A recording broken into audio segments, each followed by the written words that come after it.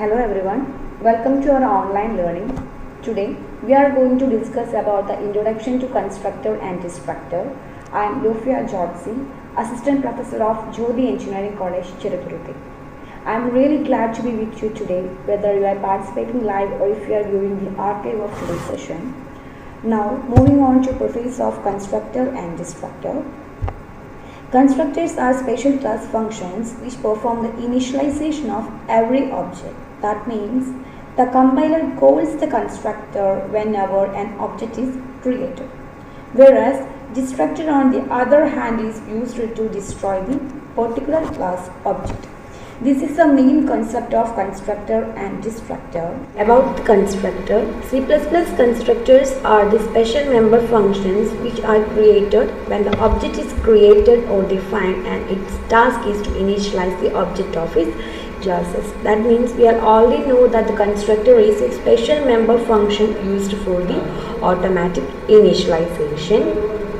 Then it is called the constructor because it constructs the value of the data members of the class, and it is invoked whenever an object of its class, object of its associated class is created. Here we can say that a constructor has the same name as the same class, okay, and it does not have any return type. That is an important thing. Even if we don't declare a constructor, the compiler automatically creates one for the program. That is the main thing here. So this compiler created constructor is also known as the default constructor. Okay, this is the points of the constructor. Then this is an example for you. And in this example, we can say that first of all, include the header section as include iostream.iostream. Then class constructor demo. Class is the keyword used for creating the class, and constructor demo is the name of the class. Then open curly braces. Here we can include all the attributes of this particular classes, and here we are using the public as a specifier using this keyword public colon. Then num and ch are the public attributes. Okay, so int num and character ch is declared inside the public as specifiers. Then in next line we can say that constructor demo. So I already told that a constructor has the same name as the same class and it does not have any return type. So this is a constructor demo.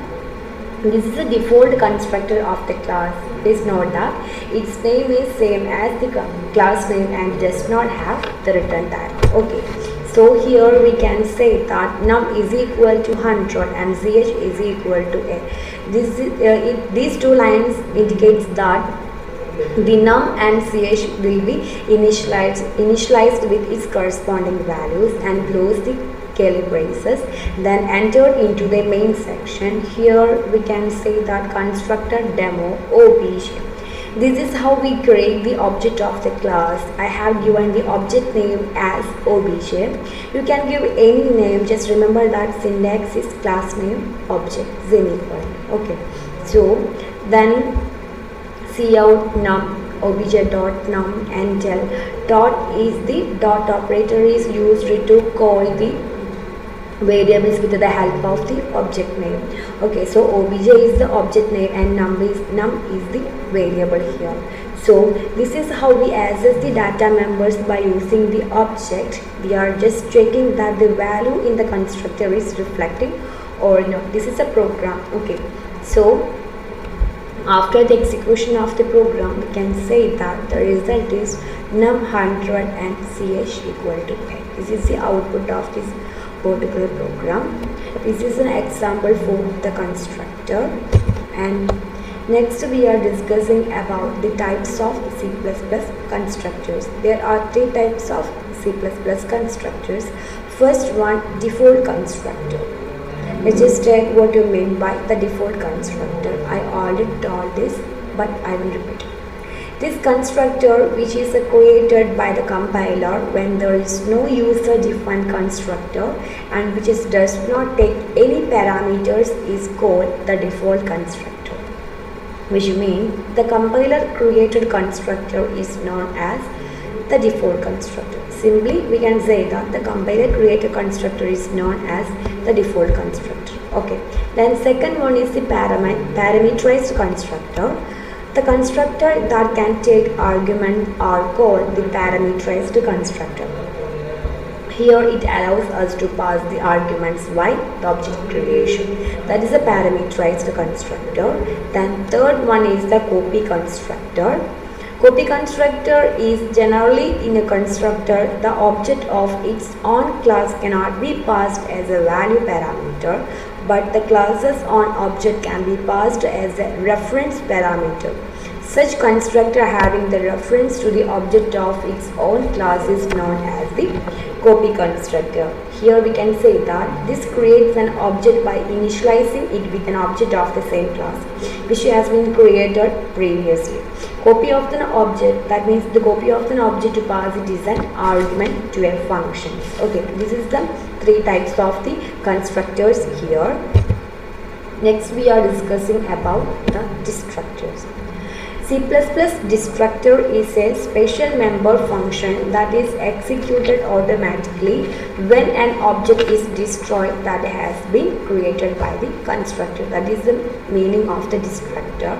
Then C++ destructors are used to be allocate the memory that has been allocated for the object by the constructor. Its syntax is same as constructor except the fact that this is presented by the tilde sign. This is the tilde sign.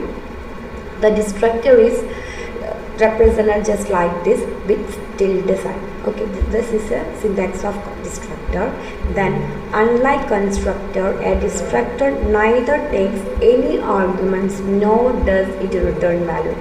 It does not have any return type and any return value, and it does not take any arguments during the programming section. Okay, then the last point is a destructor cannot be overloaded. These are the main points of destructors, and this is a structure of destructor. Here you can say that class is the keyword for creating the class, and class name is the name of the particular class. The open curly braces, close curly braces.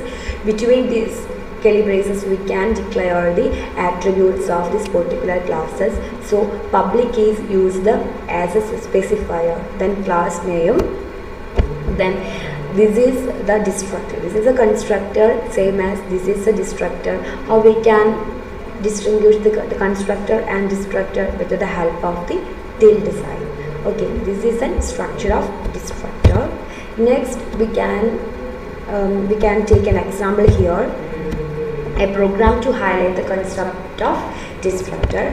First of all, include the header section, then class ABC. ABC is the name of the class, then class is the keyword used for creating the class, then open curly braces. Here using as a specifier is public, so public ABC. This is a construct, then print the result just like this. Cout, hey, look, I am in constructor. Okay, this is the constructor. Then next we declare the destructor tilde ABC. This is a destructor. Here also we can print cout, hey, I am in destructor. Okay, after this section we are entered into the main section. So here we will declare the objects. Here using object is cc1 with the help of the class name. ABC is the class name, so ABC cc1. cc1 is the object of this particular classes. Then cout, the function name is terminate. Okay, from this, when this line is executed, then the compiler get the information that object cc1 goes out of the scope. Now the destructor being called. Why the destructor is called? Because the memory is going to be deallocated, which is consumed by cc1. Because of this reason, the destructor is being called here. So then return 0. This is an example for the destructor. Okay, then The conclusion here, a constructor is an instance method that usually has the same name as the class and can be used to set the values of members of an object either to default or to use the defined values. Okay, then about destructor. A destructor is a member function that is invoked automatically when the object goes out of scope or is explicitly destroyed by a call to delete.